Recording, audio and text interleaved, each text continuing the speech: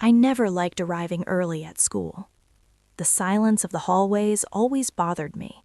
It felt as if the building was breathing before the students arrived, as if it were hiding secrets no one dared to tell. That morning, everything seemed normal. The bell hadn't rung yet, and my footsteps echoed through the main corridor. I checked my phone, 6:47 a.m., earlier than usual. I sighed, regretting not staying in bed 5 more minutes. That's when I felt something strange. It wasn't a sound, it was a feeling, like someone was watching me. I turned my head quickly. Nothing. Just the blue lockers, tall windows, and the pale reflection of my own face in the glass. I shook my head, trying to push the stupid thought away. It's just exhaustion, I murmured to myself. I entered the classroom and sat at the last desk by the window. I liked sitting there, invisible. I had always been like that at school, the girl no one really noticed. Or at least, that's what I thought. As I organized my notebooks, I felt that chill again. I slowly lifted my eyes, and for a moment, my heart almost stopped. He was standing at the door, tall, backpack slung over one shoulder, a gaze far too serious for someone our age. I had never spoken to him before. I didn't even know his name. I only knew he was always there, always watching. The moment our eyes met, he looked away and walked down the hallway as if nothing had happened. I stood frozen, trying to understand why that single glance had made me so nervous. The bell rang. The room filled up. Laughter, shoving, loud voices. Life returning to normal. But I couldn't stop thinking about him. During class, I felt his gaze more than once. When I looked up, he pretended to copy something from the board. When I looked down, I felt his presence. At break time, I tried to ignore it. I went to the courtyard with my friend, but my mind was elsewhere. My eyes searched for him without me even realizing it. "You're acting weird today," she said. "I'm just tired," I answered too quickly. The last class dragged on. When the final bell rang, I felt relief. I threw my books into my backpack and left in a hurry. That's when it happened. In the nearly empty hallway, the same hallway where I had felt that chill earlier that morning. I was walking distractedly when something fell to the floor right at my feet.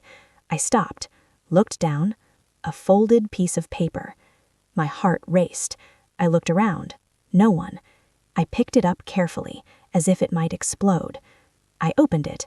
There was only one sentence, written by hand in firm letters. "I know who you are. Tomorrow, come to hallway B." The ground seemed to disappear beneath my feet. Hallway B. The hallway no one used. The hallway that was always locked. The hallway everyone whispered about, but pretended not to know. I swallowed hard and clenched the paper in my hand. That's when I felt it again. The gaze. I slowly lifted my head, and at the end of the hallway, he was there, watching me. And before I could react, he disappeared around the corner. Who was he? How did he know about me? And what was waiting for me in hallway B? That day, I took the note home, folded it, hid it, took it out of my backpack, hid it again. I knew I shouldn't go, but I also knew that after that message, nothing would ever be the same, because someone had seen me, and that someone didn't intend to stay hidden forever. I didn't sleep at all that night. The note was folded inside my math book, but it felt like it was screaming from across the room. Every time I closed my eyes, I saw those words again. Tomorrow, come to hallway B. I knew exactly where hallway B was. Everyone did, but no one talked about it. Some said it was just an old hallway, closed after a poorly explained renovation. Others said things had happened there that the school preferred to forget. Teachers avoided passing near it. Students pretended it didn't exist. And now, someone wanted me to go there. When the alarm clock rang, my body felt heavy, as if I were heading somewhere I might not return from the same way. I put on my uniform slowly, tied my hair back, took a deep breath in front of the mirror. "You don't have to go," I whispered to myself. But deep down, I knew. Not going was no longer an option. At school, everything felt too normal. Laughter at the gate, loud conversations, complaints about exams. It bothered me. How could the world keep spinning while something so strange was about to happen? During the first class, I barely heard the teacher.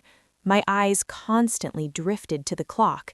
Every minute brought me closer to the appointed time, even though the note hadn't specified one.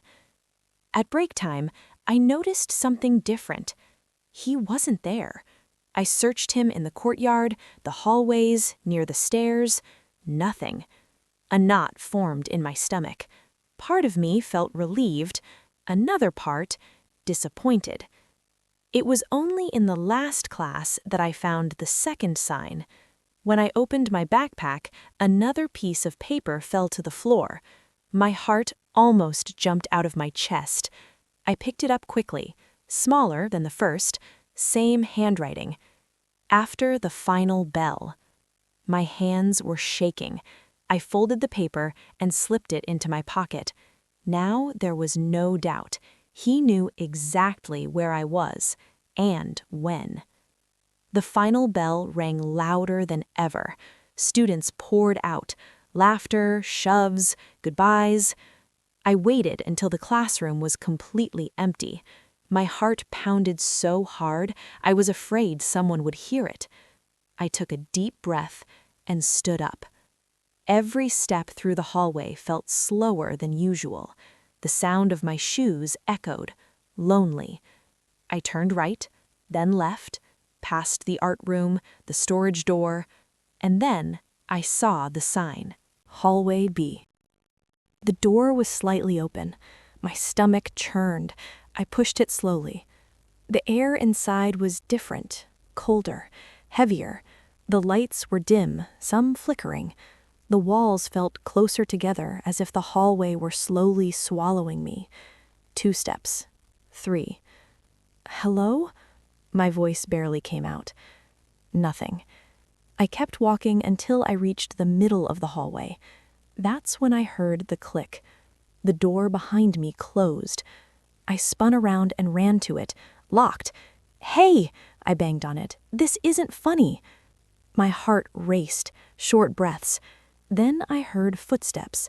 Slow, calm, coming from the other end. My body froze. From the shadows, he appeared. The same boy, the same serious look, now closer, more real. He stopped a few meters from me. "You came," he said quietly. "You're the one who sent the notes?" I asked, trying to sound firm. He nodded slowly. I needed to be sure. Sure of what? He took a step forward. The lights flickered. That you were the right person. My heart hurt from beating so hard. "You were watching me," I said. "Why?" He took a deep breath, as if deciding something important. "Because you don't remember, but we've met before." The ground vanished beneath my feet. "That's impossible," I whispered. Before he could respond, a noise echoed through the hallway. Voices, fast footsteps outside. His expression changed. "You shouldn't be here right now," he said quickly. "They can't see us together." "Who are they?" I asked. He didn't answer. The lights went out completely. In the darkness, I felt his hand grab mine. "Trust me," he whispered, "or everything you love will be lost." Who were they? What past had I forgotten? And why did trusting him feel as dangerous as not trusting him? In that moment, in the darkness of Hallway B, I understood one thing. I hadn't entered out of curiosity. I had entered because that secret had always been part of me. And now there was no turning back. The darkness lasted only a few seconds, but it was enough to change everything. When the lights in Hallway B flickered and came back on, he was still holding my hand. tight, as if he was afraid of losing me right there. "Let go," I murmured, more out of reflex than desire. He did, but he didn't step away. "Listen," he said in a low voice, "you need to leave now." "You brought me here," I replied, anger mixing with fear. "You don't get to just tell me to leave." He glanced up at the ceiling. That's when I saw them. Small red dots, almost invisible. "Those are—" I started. "Yes," he cut in. "Cameras that shouldn't be here." My stomach dropped. "Did the school install them?" He shook his head. "Not officially." Before I could ask anything else, we heard footsteps again, this time closer, more than one pair. "They're doing a sweep," he whispered. "If they find us together here, you'll become a target." "A target for who?" I asked. He leaned close to my ear. "For the people who've been watching you far longer than you think." A chill ran down my spine. "This is insane," I said. "I'm just a normal student." He looked at me intensely. "That's what you thought before they started following you." My heart raced. "Following me?" He pulled something from his pocket, an old phone. The screen was cracked. He unlocked it and showed me. Photos.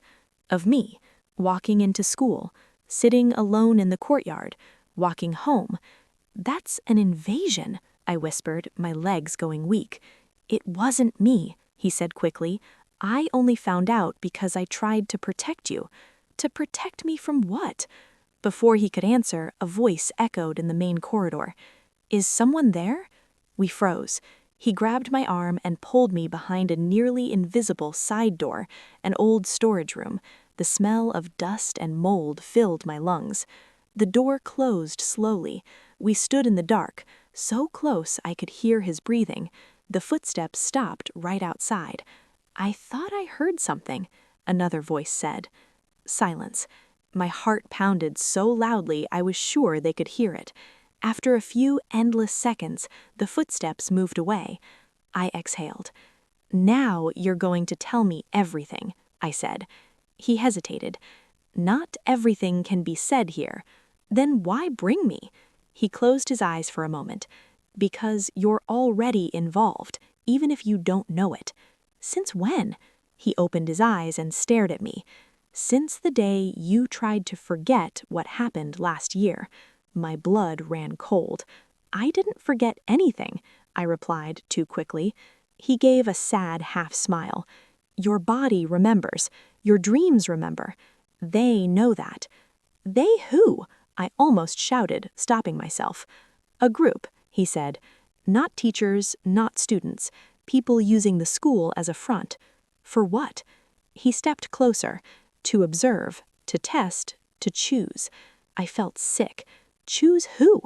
Before he could answer, his phone vibrated. He checked the screen and went pale. "What is it?" I asked. "They know you were in hallway B." "How?" He lifted his gaze slowly. "Because someone you trust works for them." My heart stopped. "Who?" Before he could say a name, the school alarm went off. Lights flashing, doors slamming. "This isn't normal," I whispered. "It's the warning," he said. "They're sealing the perimeter." He grabbed my hand again. "If you leave now, you pretend nothing happened." "And if I don't?" He looked straight at me. "Then they'll get closer, and when that happens, no one is ever the same." The sirens grew louder. "Decide now," he said. "Trust me or trust them." Who are they? Who among the people I know is watching me? And what did I try to forget last year? As the sirens echoed through the school, one truth became clear. I was never alone. I was never invisible. I just didn't know that I was being watched all the time. The alarm stopped as suddenly as it had started. The silence that followed was worse. We stood still in the storage room for a few seconds, breathing quietly, as if any sound could expose us. He moved first. "Now," he whispered, "come with me." "Where?" I asked. "Away from the cameras." He opened the door carefully. The hallway was empty, but the lights were still flickering, creating shadows that seemed to move on their own. We walked fast, but didn't run. "You said someone I trust works for them," I said. "You can't just drop that and stay quiet." He stopped, turned to me with a serious, almost painful look. "That's why this is so dangerous," he said, "because it's not someone distant, it's someone who knows you too well." My stomach tightened. "My friends?" I asked. "My family?" "Not yet," he replied, "but close enough to hurt." We reached a rarely used service staircase. He pushed the door open and we went inside. The smell of metal and dust made me cough. "Say it," I demanded. "Who is it?" He ran a hand through his hair, nervous. "Before that, you need to remember." "Remember what?" I asked. "The day everything started." The image came without warning. Rain, an almost empty courtyard, an argument I never managed to fully explain, not even to myself. I grabbed my head. "I felt sick," I murmured. "Last year, that's all." He watched me closely. "That's what they told you." "I went to the nurse's office, then I don't remember much." "Because you weren't supposed to," he said. My heart raced. "Are you saying they erased my memory?" "Not completely," he replied, "just enough for you to move on without asking questions." "Who would do that?" My voice broke. He stepped closer. "The same person who was with you that day." My chest tightened. "I wasn't alone." He nodded. "No." Laughter echoed somewhere, students' voices. The school was returning to normal. That scared me more than the alarm. "They mix chaos and normality so no one notices." "Are you part of this?" I asked suddenly. He looked surprised. "No," he answered too fast. "I infiltrated later." "Why?" He hesitated. "Because you asked me to." My world spun. "I would never ask that." "You did," he insisted, "before you forgot." He pulled a small flash drive from his pocket. "What's on it?" "Proof," he said, "and someone's trying to get it back." Footsteps echoed on the stairs. He pulled me closer. "Listen," he whispered, "if anyone asks about today, you say you went straight home." "And you?" "I disappear for a while." "No!" I grabbed his arm. "You can't vanish now." He looked at me with something like sadness. "I have to. They already suspect me." The footsteps stopped below. A female voice called my name. My blood froze. I knew that voice. "Is that you?" she called again, climbing another step. He went pale. "It's her," he whispered. "Don't trust her." "Who?" I asked, already knowing. The stairwell door opened.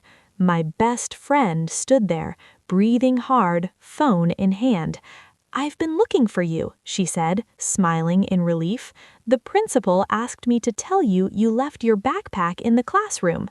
My heart was pounding painfully. I looked at him. He said nothing, just slowly shook his head. Did my best friend know everything? Was she protecting me or watching me?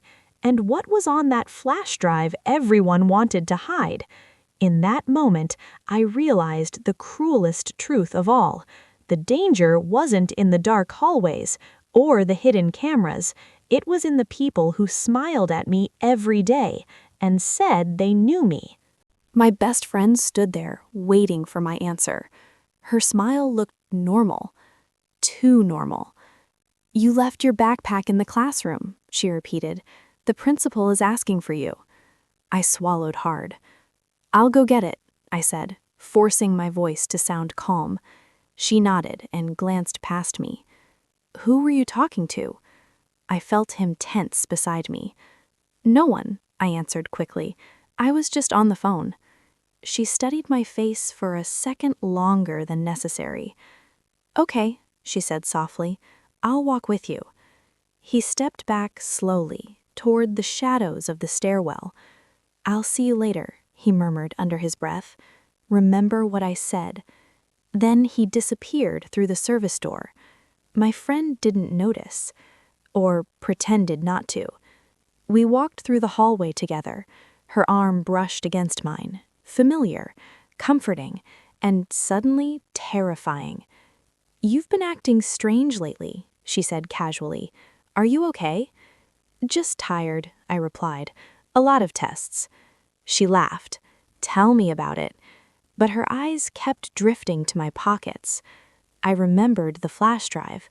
I had slipped it into my jacket without thinking. At the classroom door, she stopped. "I'll wait here," she said. "Go grab it." Inside, the room was empty. Too quiet. My backpack was exactly where I'd left it. Open. My heart skipped. I rushed to it and checked inside. Everything was there, except the flash drive. My hands started shaking. "No, no, no." "Something wrong?" Her voice came from the doorway. I turned slowly. "Did you touch my bag?" I asked. She frowned, offended. "Of course not." I stared at her, trying to read her face. "Why would you ask that?" I forced a smile. "I thought I lost something." "What kind of something?" she asked lightly. "Nothing important." She nodded, but her gaze hardened for a fraction of a second. "Come on," she said. "The principal is waiting." As we walked, my mind raced. Had she taken it? Or had someone else been here? In the office, the principal barely looked at me. "You need to be more careful with your belongings," he said. "This school isn't as safe as people think." The way he said it made my skin crawl. After that, I was dismissed. Outside, the sky was already darkening. "Walk home with me," my friend suggested. "It's late." "I can manage," I said. She smiled again. "I insist." Halfway home, my phone vibrated. A message from an unknown number. They took the wrong one. My heart jumped. I slowed my steps. "Everything okay?" she asked. "Yeah," I lied. Another message followed. "I hid the real flash drive where you first felt safe." My chest tightened. Where I first felt safe. My room. "I forgot something at home," I said suddenly. "I need to go back."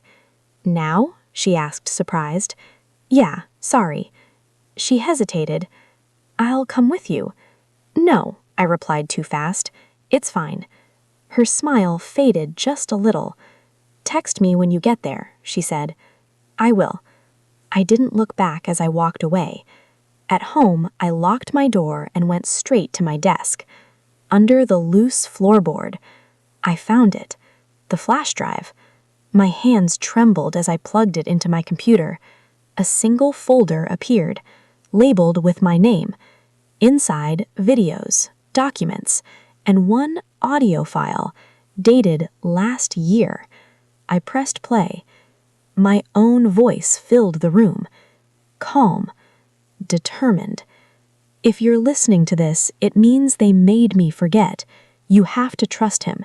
He's the only one who didn't lie." My breath caught. "They're using the school to identify students with specific neurological responses, students who can resist their conditioning." My vision blurred. "If they realize you remember, they'll act." The recording ended. My phone vibrated again. A final message. They're on their way.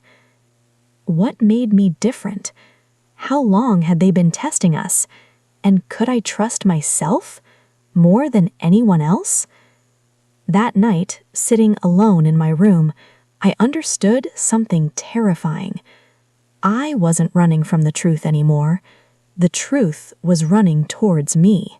A knock echoed through the house. Slow, firm. My heart nearly stopped. "Open up," a voice called. "It's just me." My mother. I exhaled, wiping my eyes. "Coming." At dinner, she talked about normal things. Work, bills, a neighbor's dog. I nodded, answered when needed, but my mind was elsewhere. "Did anything strange happen at school today?" she asked casually. My fork froze mid-air. "No," I replied. She studied me quietly. "You're sure?" "Yes." After dinner, I went to my room, locked the door. My computer screen lit up again. Another file appeared on its own, a live video feed. From my bedroom window. My breath hitched. The camera moved slightly. Someone was outside. My phone buzzed. "They want you to choose."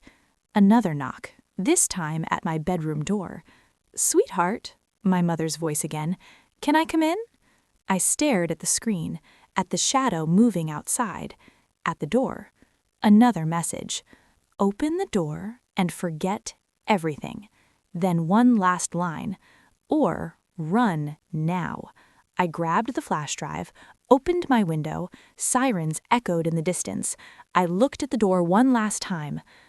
"I'm sorry," I whispered, and I ran. What happens when you choose truth over safety?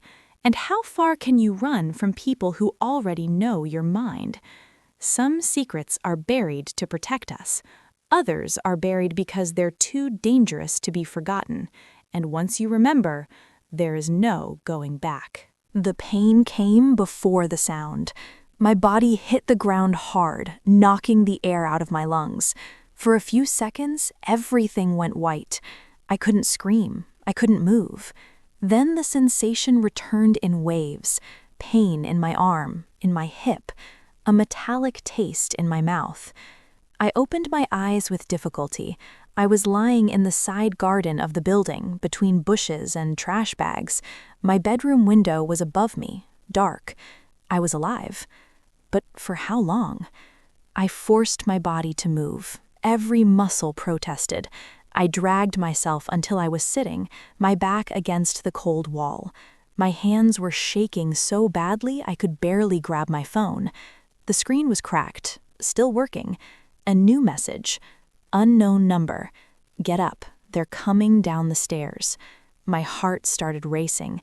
I looked around. The street was almost empty. A streetlight flickered across the road.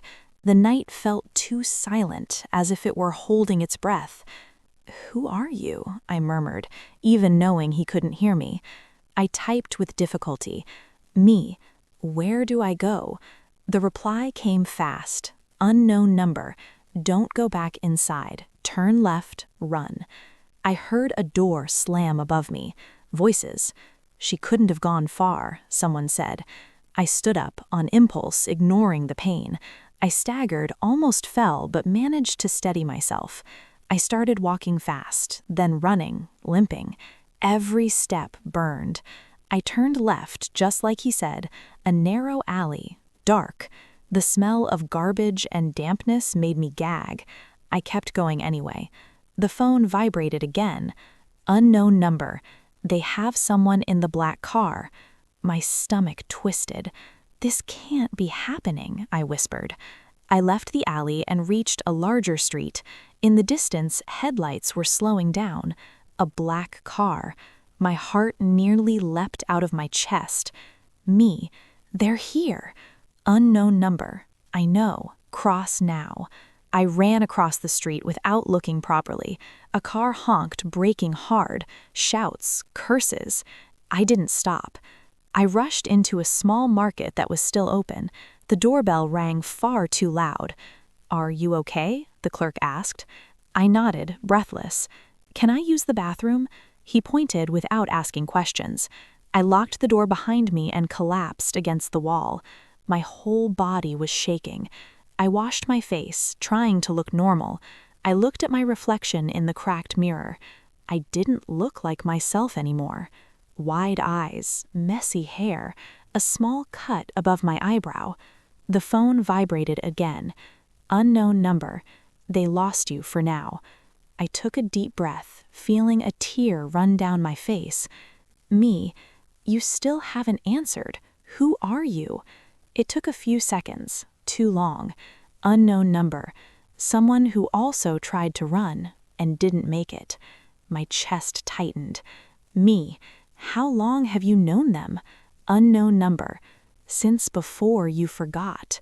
A chill ran through my body. I left the bathroom and thanked the clerk with a quick nod. Outside, the street looked far too normal. People walking, a couple laughing, life, as if the world wasn't hunting me. Think, I murmured to myself, where can you go? My house wasn't safe. Friends' houses? No. Any place connected to me was a risk. Then I thought of the only person I hadn't seen in months, my aunt. She lived on the other side of the city. Almost no one knew I still had contact with her. I picked up my phone. Me. Can I go to the bus terminal? The answer took time. Unknown number. It's dangerous. Crowded places make control easier. My heart sank. Me. Then I have no way out. Unknown number. You do, but you won't like it. I swallowed hard. Me. Say it. It took time again. When the message arrived, my hands went cold. Unknown number. Go back to the school. My entire body prickled. No, I whispered. Anywhere but there. The phone vibrated again. Unknown number. Hallway B isn't the only hidden place. I looked at the empty street in front of me. The school was only 4 blocks away. And suddenly, everything made sense. If they were watching me everywhere, the last place they would look was where everything began. Why would going back to school be my only chance? Who really was the unknown number, and what other secret was hidden beyond hallway B? That night, as I walked back towards the place that terrified me the most, I understood something fundamental. Running wouldn't save me. Hiding was useless. If I wanted to survive, I would have to face the truth exactly where it born. The school at night didn't feel real. The gates were closed, but one of the side fences was still bent, as always. A small, forgotten gap students used to slip through when they wanted to skip PE class. I squeezed through, my body still aching from the fall. The courtyard was empty. The windows reflected the weak glow of the streetlights. Every shadow seemed to move on its own. My phone vibrated in my sweaty hand. Unknown number. Did you get inside? Me. Yes. I waited a few seconds before typing the next question. Me. Why here? The reply took longer than I wanted. Unknown number. Because the school wasn't built only to teach. I swallowed hard. I walked toward the main building. The side door was unlocked, exactly like he said. That scared me more than if it had been locked. I went in. The hallway smelled of cleaning product and old dust. Emergency lights cast a yellowish glow, creating long shadows on the walls. Every step echoed too loudly. Calm down, I murmured to myself. Just a little more. The phone vibrated again. Unknown number. Don't go to hallway B. My heart sped up. Me. You said it wasn't the only place. Unknown number. And it isn't, but they'd expect you there. I stopped in the middle of the hallway. So where? I whispered. The reply was short. Unknown number. Go down. I looked around. At the end of the corridor, a door almost no one used. Basement access. It had always been there, locked, ignored, a part of the school no one mentioned. Until now. I approached slowly. My hand trembled as I touched the handle. It opened. The air rising from the stairs was colder, damp. It smelled of metal and mold. I went down one step at a time, using my phone's flashlight. The walls changed texture. They weren't painted like the rest of the school. They were old, bare. At the bottom of the stairs, a narrow corridor. And doors. Many doors. Some numbered, others not. My stomach turned. Me. What is this place? The reply took time. When it came, my heart almost stopped. Unknown number. Where they watched without being seen. That's impossible, I murmured. I walked to one of the doors. There was a small, dusty glass window. I wiped it with my sleeve. Inside, A room with chairs and cameras, many cameras, some turned off, others still blinking with a red light. My whole body went cold. "They're still here," I whispered. The phone vibrated. Unknown number. Not all of them left. I heard a noise behind me. Footsteps. Slow. Controlled. I turned off the flashlight and pressed myself against the wall, holding my breath. Shadows moved at the end of the corridor. "I know you came back," a man voice said. I knew that voice, from the school, but never like that. "You were always too curious," he continued, "even before you forgot." My heart was pounding so loud I thought he could hear it. "Me. Who are you?" I typed, even knowing he wouldn't answer now. The phone vibrated immediately. "Unknown number. Don't trust him. He lied to me too." The voice was getting closer. "You don't need to be afraid," the man said. "We're here to help." Help. The same word. "Help erase?" I whispered. He stopped. "So you remember more than you should." That's when another door behind me slowly opened, and someone spoke my name. Who was the man in the basement? Who opened the door behind me? And was the unknown number really on my side? In that forgotten basement, I understood something terrifying. The school was never just a setting. It was the laboratory, and I was never just a student. "Don't turn around." The voice came low and firm behind me. My body froze. Every muscle obeyed the command without question. The man in front of me remained still, a few meters away, watching me as if I were an old problem he had never managed to solve. "You always make the wrong choice," he said, crossing his arms, "even when you think you're in control." "I was never in control," I replied, my throat dry. "You took that from me." I heard a step behind me, then another. Someone was breathing very close. "Turn slowly," the voice behind me said. I ignored it. The phone vibrated in my hand, almost slipping from my fingers. "Unknown number. Don't trust any of them, especially the one on the left." I glanced quickly at the man in front of me. He gave a half smile. "Still talking to ghosts?" he asked. "You know who he is," I shot back. "You've known from the beginning." The man sighed, like someone who had had that conversation many times. "We know who everyone is," he said. "It's our job." "To watch me?" I asked. "Follow me? Erase me?" "To study you," he corrected. "You were a rare case." My stomach churned. A case of what? He didn't answer. Instead, he slowly extended his hand, as if trying to calm me. "We don't want to hurt you. We never did." "Then why don't I remember?" My voice came out louder than I expected. "Why are there videos, cameras? Why did everyone I trusted lie to me?"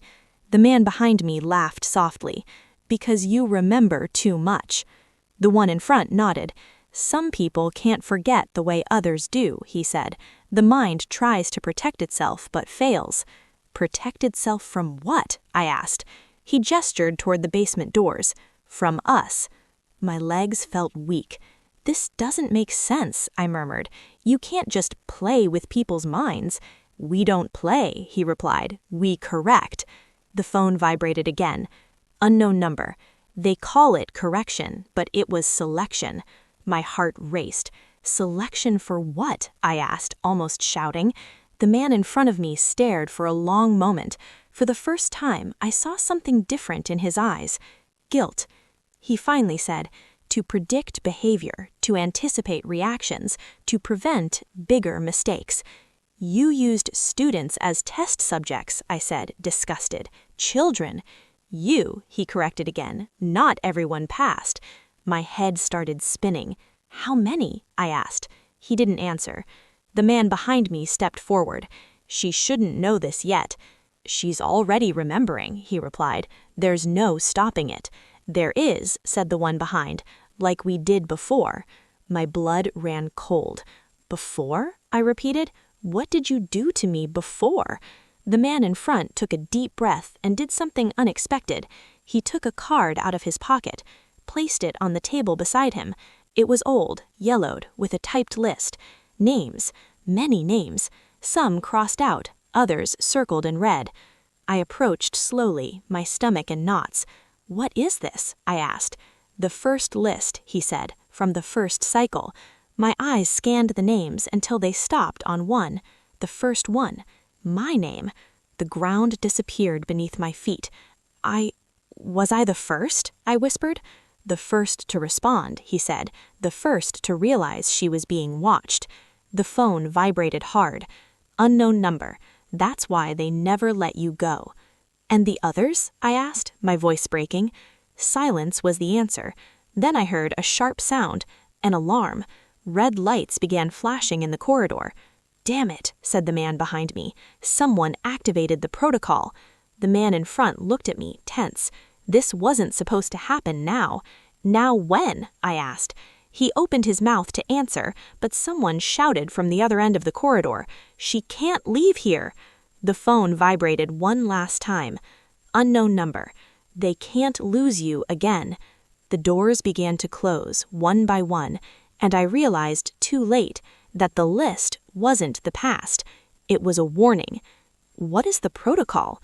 Why was I the first name on the list? And was the unknown number part of the experiment?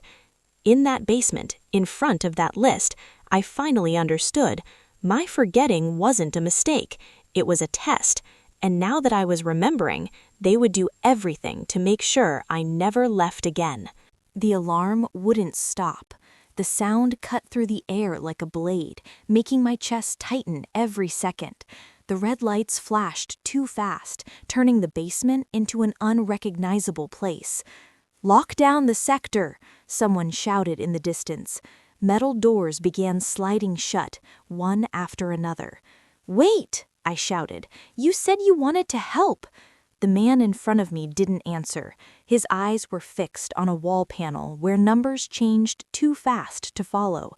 "The protocol isn't about you," he finally said. "It's about control." "Control of whom?" I asked. "Of everything that can't be predicted." The phone vibrated violently in my hand. Unknown number. They're lying. The protocol only activates when someone remembers too much. My heart raced. "Remembers what?" I whispered. A memory hit me like a shock. Me in the same corridor, younger, sitting in a cold chair, a white light too strong, people behind glass.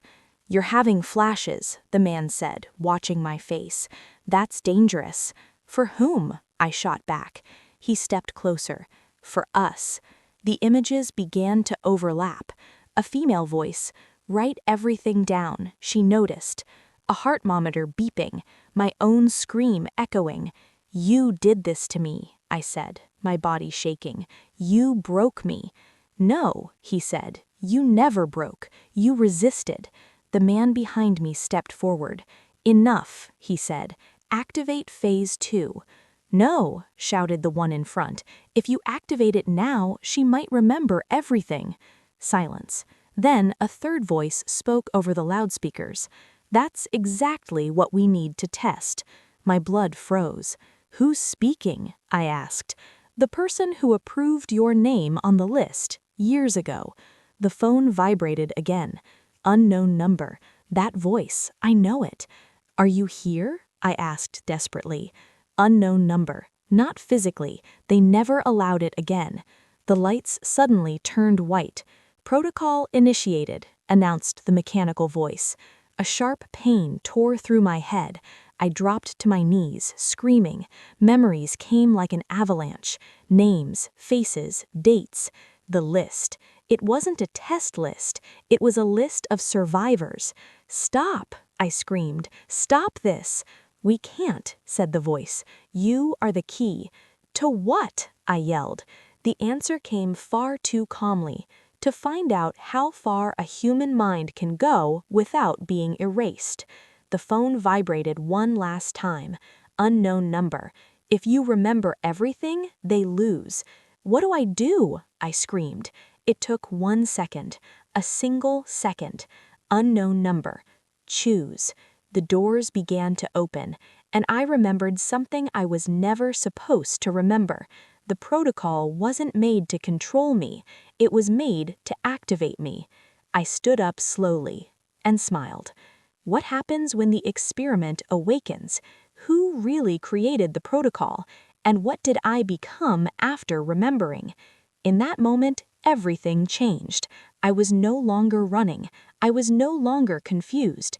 They thought they were watching me, but for the first time, I was the one seeing everything. Silence was the first thing I noticed.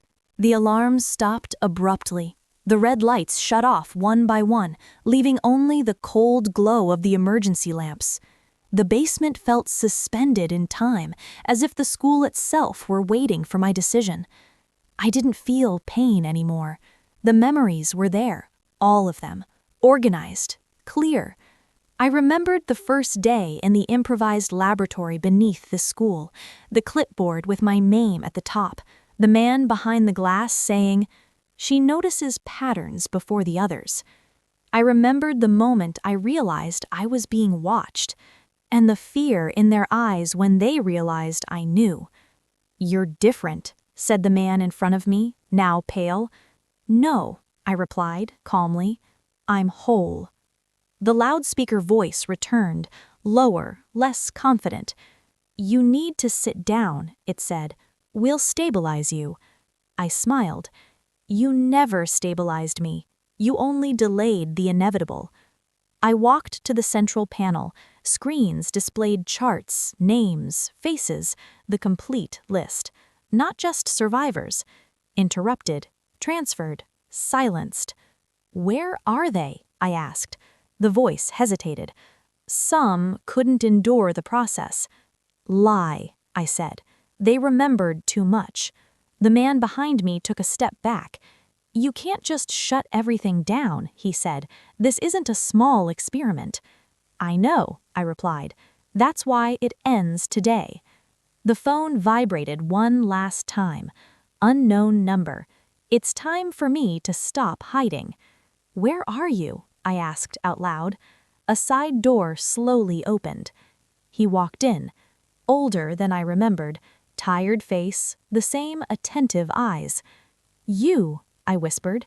"I was the first after you," he said, "the second name on the list. The unknown number.